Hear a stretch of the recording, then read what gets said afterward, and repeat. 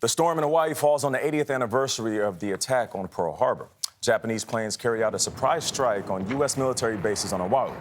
More than 2,400 Americans were killed, propelling the country into World War II. Now, some of the few remaining survivors are in Hawaii paying homage to the victims. John Dickerson is there. John, good morning. Good morning from a very rainy Pearl Harbor. We're hours away from the start of ceremonies here. At this time, 80 years ago, sailors from the Pacific Fleet were still asleep in their bunks.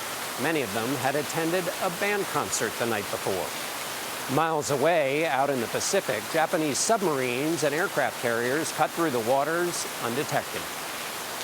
Behind me is the memorial to the USS Arizona.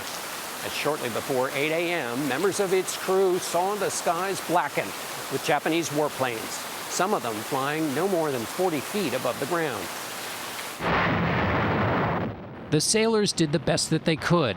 One man rushed to his station in his pajamas. They shot me up, but they didn't shoot me down. Others smashed open the ready boxes to free ammunition. And everywhere, sailors craned their necks looking for the source of a seemingly unending stream of planes, bombs, and machine gun fire.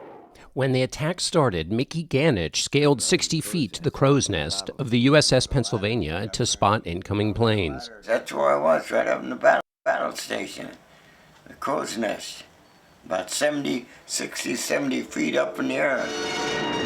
One of the bombs carved through the Arizona, hitting the gunpowder magazine stored below.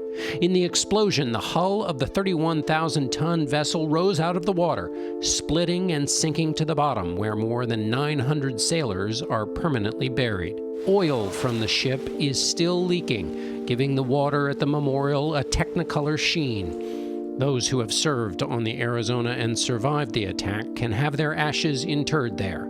44 have done so.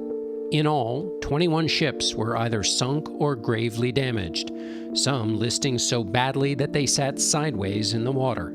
I went topside.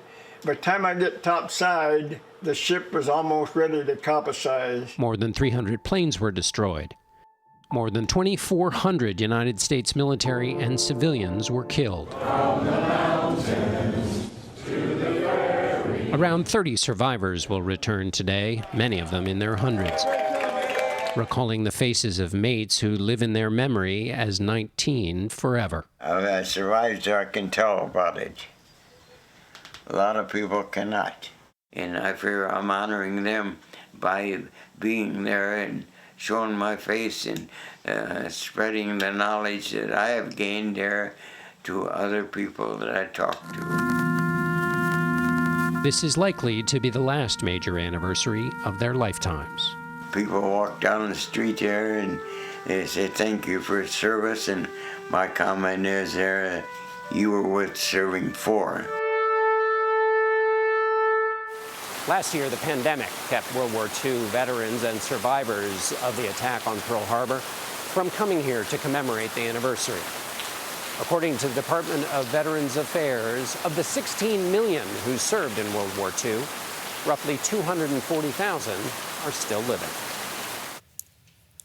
Thank you, John Dickerson. That was a very powerful statement we heard in your piece. Thank you for your service and the response. You were worth serving for. I won't forget that.